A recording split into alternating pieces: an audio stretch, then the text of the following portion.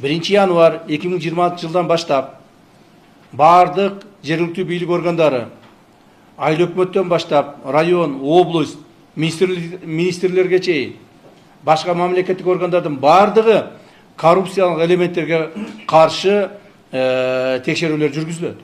Улуттук коопсуздук мамлекеттик комитетинин кызматкерлери 1 январь 2026 жылдан баштап ар бир айыл өкмөттө ушул жумушту тездетесиңер.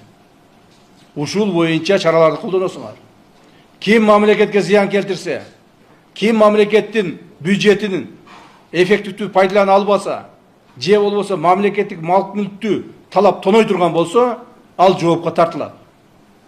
Кечээки урматтуу президентибиздин курултайда сүйлөгөн сөзүн уктуңар, Уктуңарбы? Эмне деп айтты? Камаласыңар деди. Ким туура эмес иштесе камаласыңар деди. Ошондуктан дагы бир жолу жарыя иретинде бүт мамлекеттик органдарды иштеген кызматкерлерге айтып коёюн.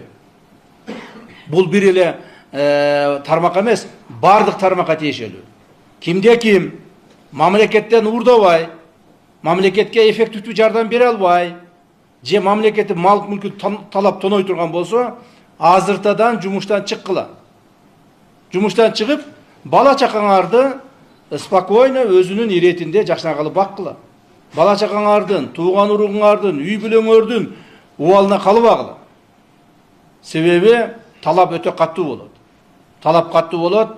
Биз ушул боюнча урматтуу президентибиздин койгон тапшырмасын так өз убагында жана мыйзамдын чегинде аткарабыз.